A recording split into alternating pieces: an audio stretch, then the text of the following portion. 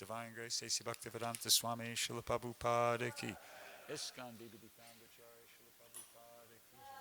Jayam Vishnupad, Paramahansa Padavajikacharya, Stota, Shishimada's Divine Grace, Bhakti Siddhanta Saraswati, Goswami Maharaj Ki. Ananta Gauri Vaishnavrinda Ki Jai. Namacharya Shri Haridas Thakur Ki Jai. Prem Se Kaho Shri Krishna Chaitanya Prabhu Nityananda Shri Advaita Gadadhar Shri Vasari Gaura Bhakta Vrinda Ki Jai. Shri Shri Radha Krishna Gopinath Shamakunda Radhakunda Giri Govardhana Ki Jai. Vrindavan Dham Ki Jai. Navadip Mayapur Dham Ki Jai. Ganga Jamuna Maya Ki Jai.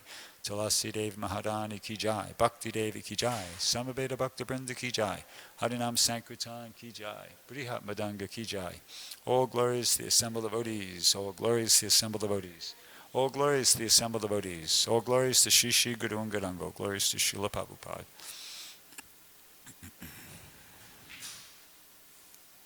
Om Namo Bhagavate Vasudevaya.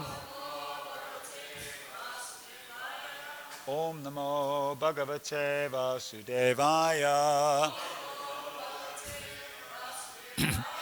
Om Namo Bhagavate Vasudevaya.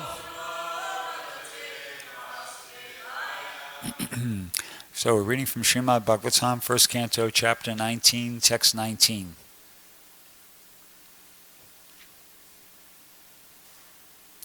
Maharshayo vai samupagataye.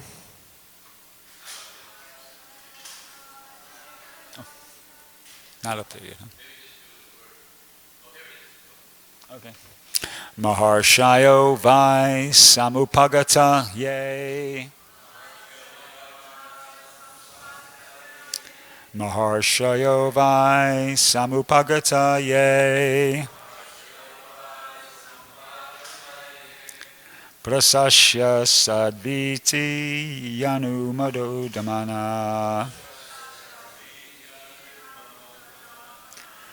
Prasasya sadvit yanumodamana.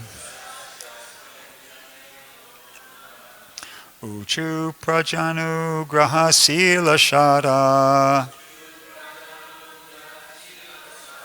Uchu prajanu grahasila sada.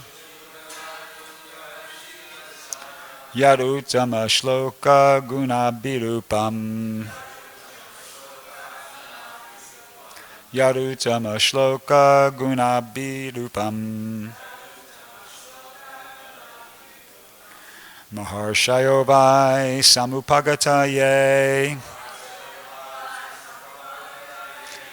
Prasasya sadvit yanumodamana. Uchu prajanu grahas shila sada. Yarutama shloka gunabhirupam. Others?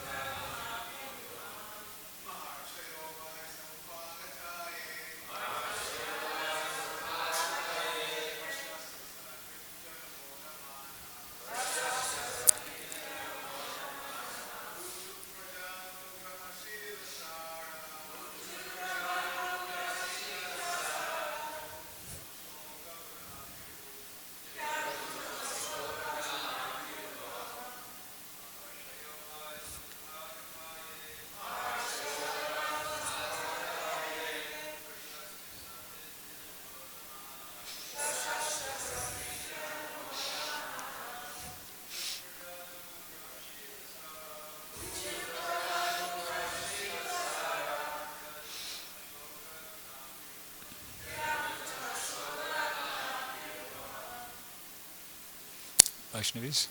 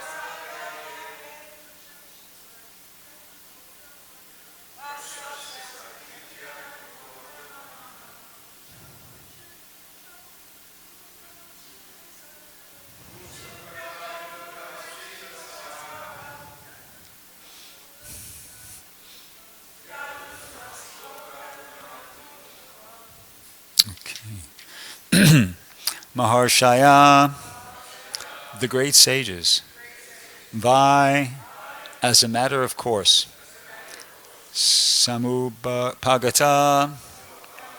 assembled there, Yea, those who, Prasasya, by praising, Sadhu, quite all right, Iti, thus, Anumodamana, all approving, Uchu, said, Praja Anugraha, doing good to the living being,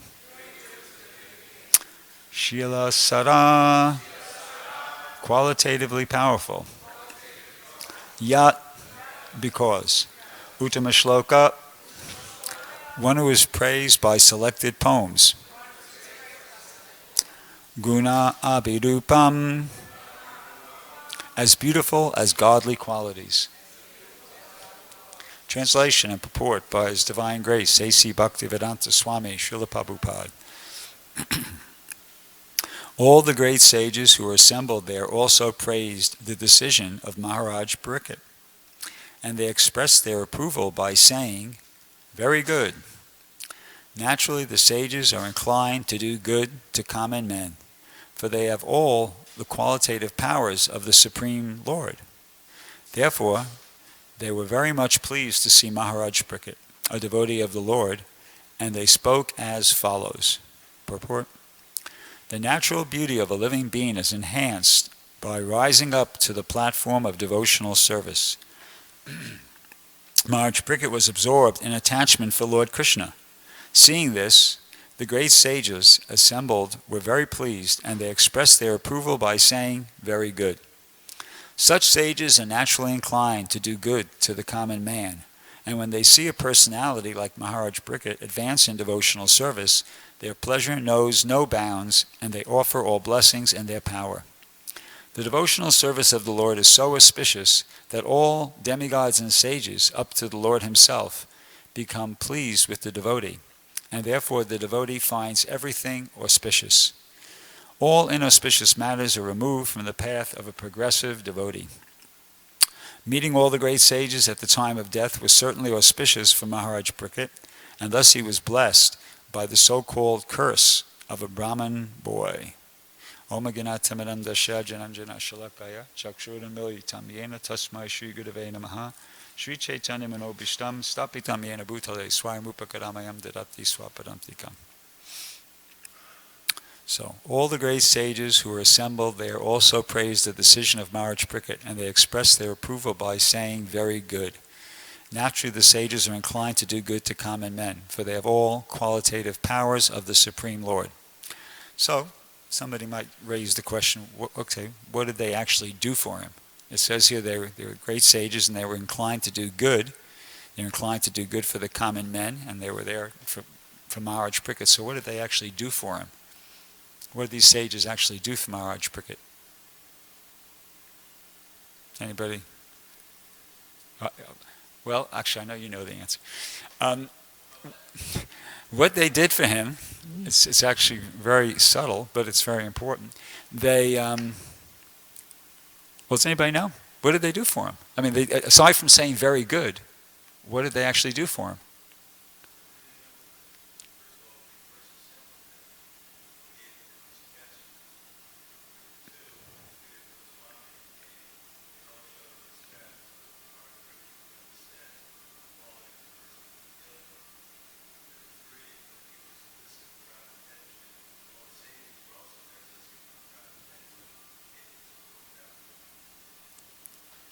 That's all, three good answers there.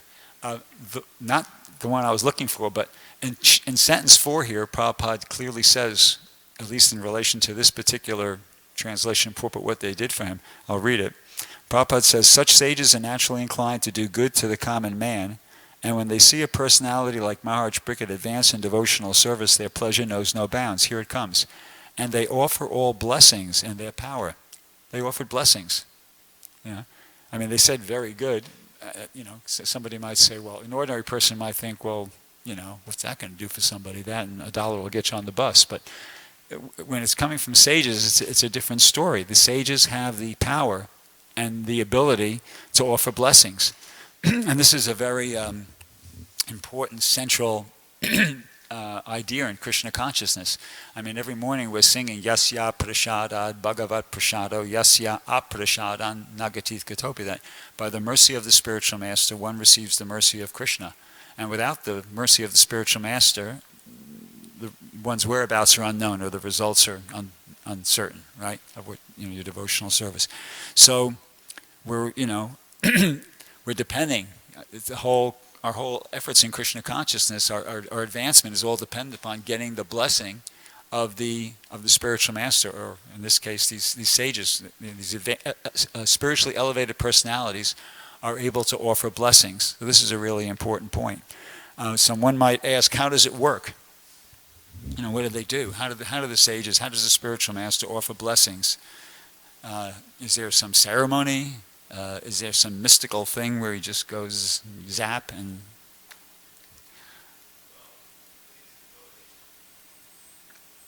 If you please the devotee, then you'll experience his happiness, and that happiness helps to advance, is the power of your advancement in spiritual life.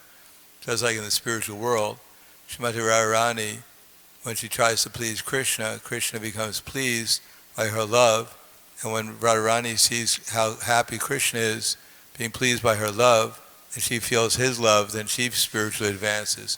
And that way, eternally, their advancement goes on. Thank you. I was thinking of something much more elementary in the 10th chapter. Oh, you want to say something? Good.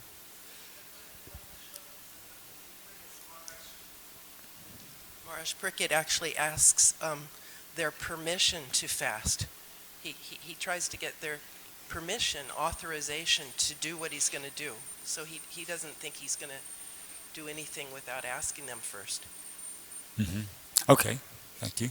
Yeah, just to answer my own question, my own fundamental, simple understanding is that the way it works, how one gets the blessings, is that, in the 10th chapter of the Bhagavad Gita, Krishna says, to those who are constantly devoted and worship me with love, I give them the intelligence by which they can come to me.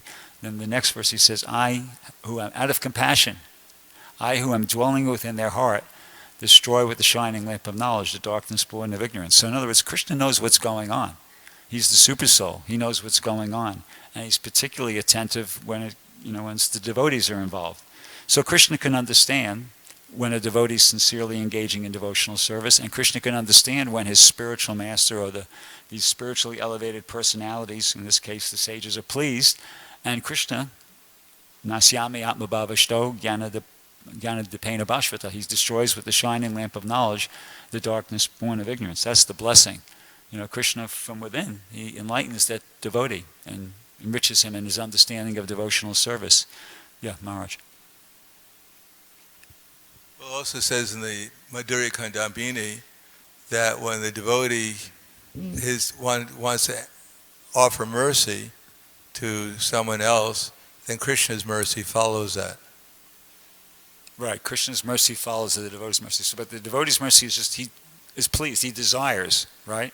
Well, according to the Bhagavad Gita, the verses you cited, when the devotees speak, they speak to everyone. So, but those who catch up the message and follow it, then Krishna sees what they're doing, and then his mercy follows. Either first by giving intelligence, and then by enlightening them. So you catch up the devotee's mercy by hearing, by remembering, by understanding, and by becoming convinced, and then following with conviction to engage in the loving service. And when Krishna sees that, then he gives the intelligence by which to do it properly, and then he gives you the mercy to realize it. Okay, thank you.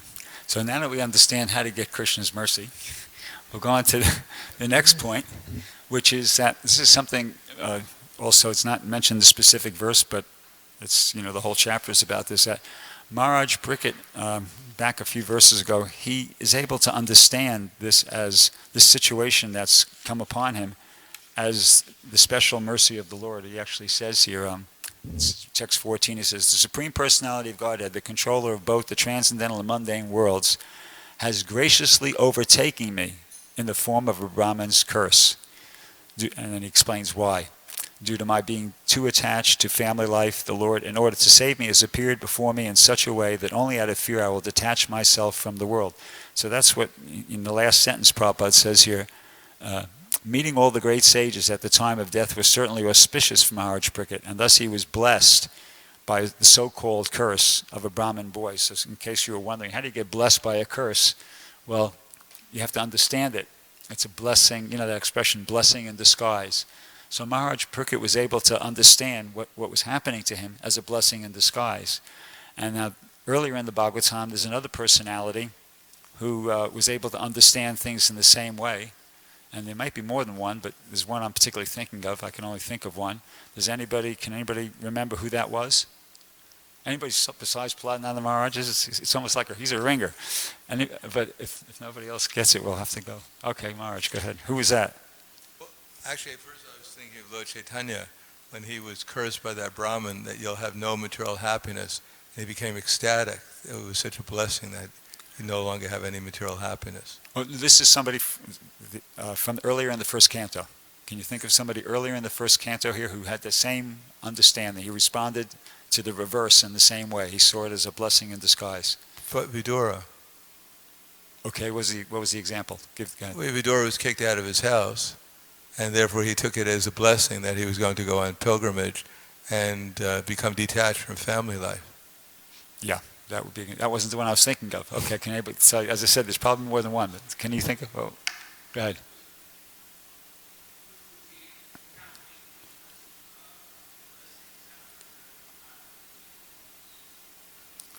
Oh, let these calamities come again, anything like that. Yeah, I guess that could be. Anybody can think of another one? I guess there's a lot of them. Huh? I'm sure the one I'm thinking of is a really classic example. Can anybody think of another one? Okay, Narada Muni. And when he's telling Vyasadeva, Vyasadeva asks him, after he gives some instructions to Vyasadeva asks him about his own life. So Narada Muni starts describing his story, and he explains to Vyasadeva, he says, once upon a time, he says, well, when I was a mere child of 5 years, I lived in a Brahmin school. I was dependent on my mother's affection and had no experience of different lands. Once upon a time, my poor mother, when going out one night to milk a cow, was bitten on the leg by a serpent, influenced by supreme time. Now this is Narada Muni's response to that. He says, I took this as the special mercy of the Lord, who always desires benediction for his devotees. And so thinking, I started for the north. So this is how Maharaj Bhrgupati is thinking as well. He's taking it as a benediction from the Lord, and with the understanding that he always desires benediction for his devotees. So it's a very short purport here. I'll read it. Prabhupada says, confidential devotees of the Lord, such as Maharaj Bhrgupati, Vidura, Narada Muni here, Queen Kunti, confidential devotees of the Lord see in every step a benedictory direction of the Lord. What is considered to be an odd or difficult moment in the mundane sense is accepted as special mercy of the Lord. Mundane prosperity is a kind of material fever, and by the grace of the Lord, the temperature of this material fever is gradually diminished, and spiritual health is obtained step by step. Mundane people misunderstand this. So what is considered to be an odd or difficult moment in the mundane sense is accepted as special mercy of the Lord. So that's what we're seeing here in Maharaj Bhrgupati's behavior and Narada Muni's behavior, etc. So, and that's very significant, because in this way, a person can advance more quickly. Yeah. So we're actually, these pastimes are here, these, narrations of these stories are here to help us, for lessons for us. So I think one lesson we could, take from this is we have to try to follow in the footsteps of personalities like Maharaj Prakat, Narada Muni, and when reverses happen in our own lives, we have to try to take them as special mercy of the Lord, see it as an opportunity to become less attached to the material world, more attached to Krishna, more attached to the instructions of our spiritual master, devotional service like that. So, and actually we're in that situation at every moment, in the sense that there's an opportunity for us to increase our service. Like now we're coming on to the, it's the month of December. Well, we're in the month of December, and tomorrow is the World Enlightenment Day, and we're already into the Prabhupada Marathon. And, so this is an opportunity for us to increase our devotional service and to advance more. Prabhupada, on at least several occasions, he said to be very quickly recognized by Krishna, preaching is the shortcut process. See? So it's an opportunity. And it's an opportunity for everybody. Sometimes, we might be thinking, oh, well, Sankirtan, that's for the other devotee. But, Lord Chaitanya said, wherever you go, whoever you meet, tell them about Krishna. And, this way become a spiritual master, deliver everybody in the land. So in that verse, the way it's translated, wherever you go, whoever you meet, that's explicit, right? But what's implicit, I believe, and I will give a Shastric reference to support what I'm about to say, is that what Lord Chaitanya didn't explicitly say, but what's implicit in that instruction is that whoever you are, it's not just wherever you go, it is wherever you go and whoever you meet, tell them about Krishna. But what he doesn't explicitly say, but what's implicit in that instruction is whoever you are. You don't have to be any special person. Whoever you are, do that.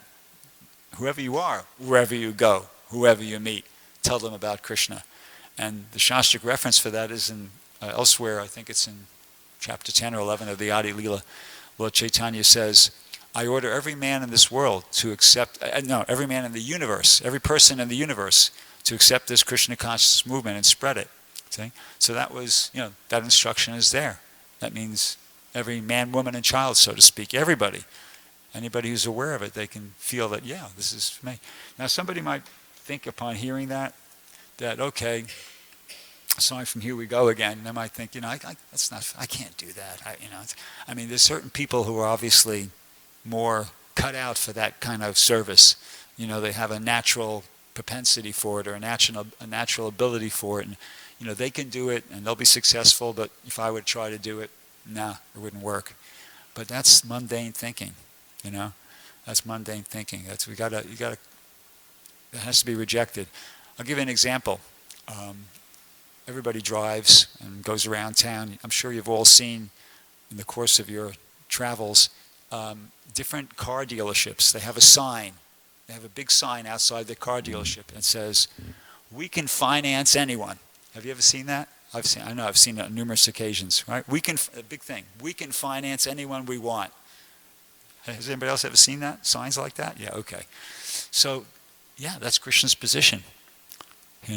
Just like these, they can finance. Krishna can finance anyone he wants. Krishna can empower anyone he wants. Don't sell yourself short. Don't sell Krishna short. Somebody might be thinking, oh yeah, I'd like to get a car, but I can't, my credit wouldn't be good.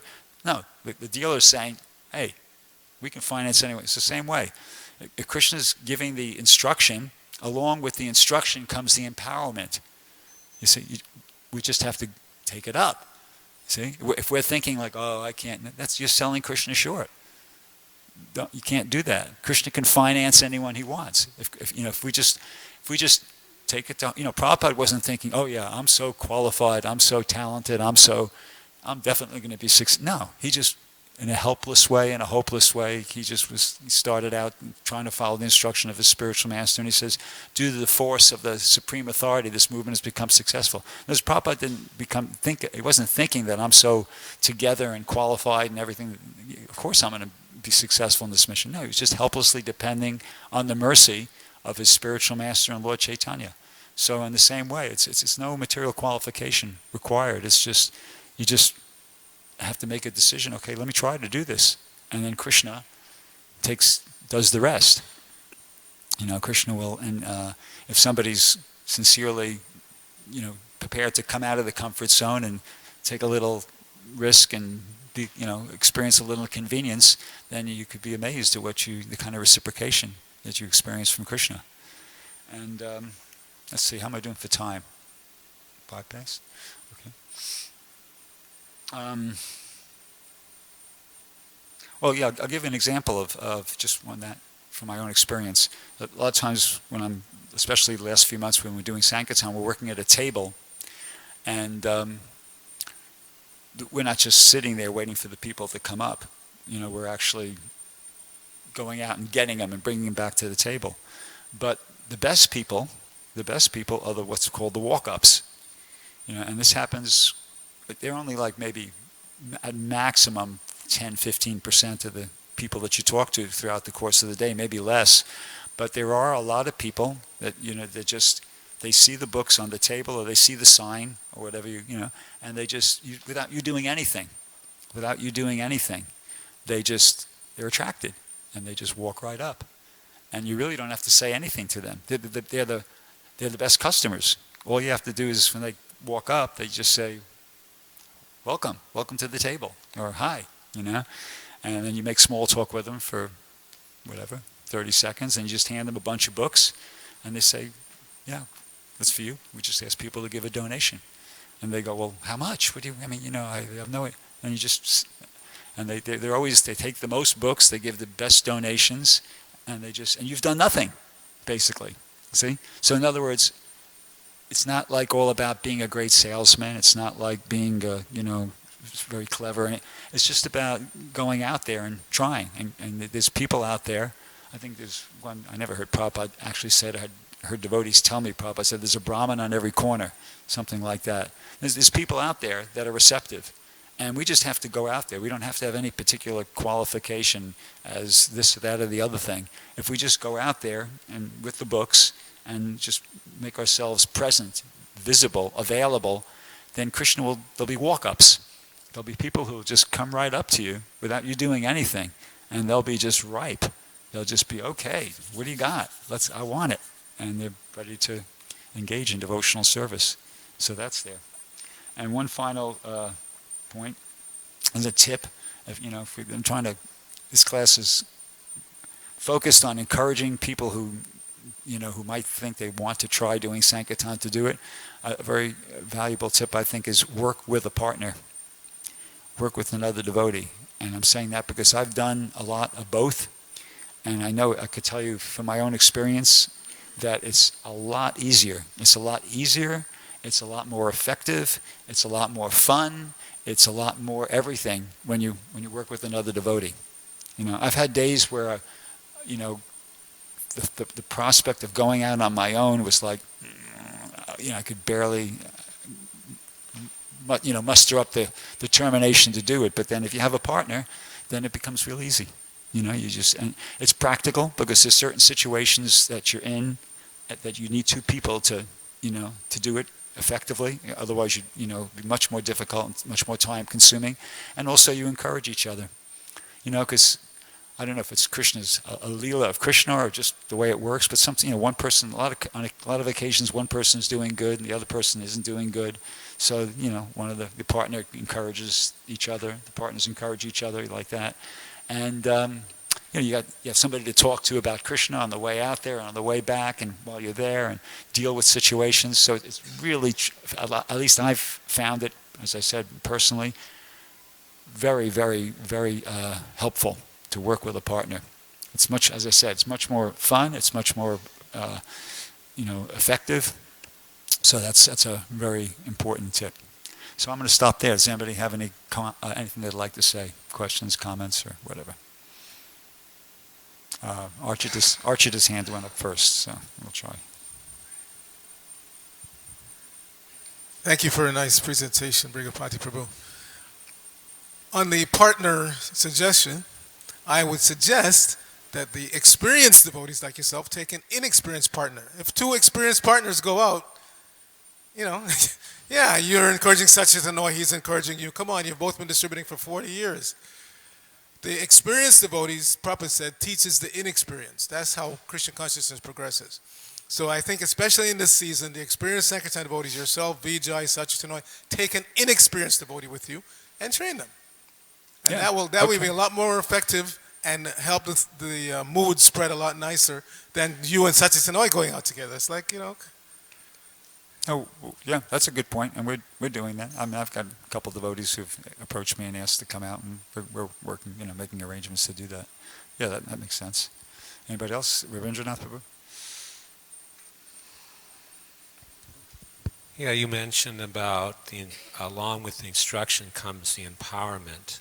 So is there a specific quote about that from Prabhupada's books? Or? Yeah, there is. It's in the third canto, but I couldn't tell you the purport offhand.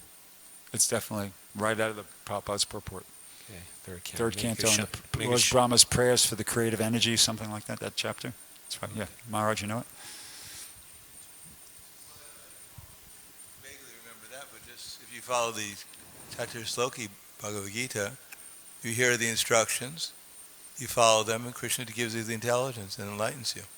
It's the same thing, as far as I can see. Anyway, I'll try to find that purport for you. It's there for sure. Anybody else? Okay. Thank you very much. Grantaraj Srimad Bhagavatam ki jai. Srila Prabhupada ki jai.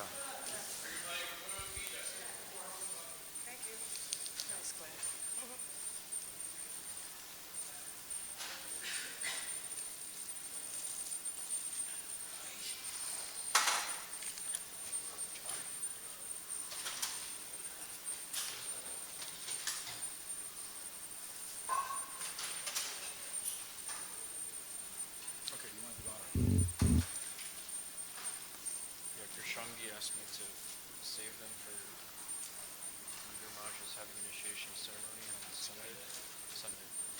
So.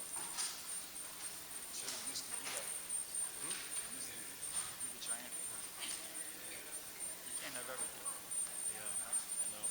Well, it was going to be Saturday, and so I was not going to go to the ceremony because I'm sure my Guru Maharaj would rather have it.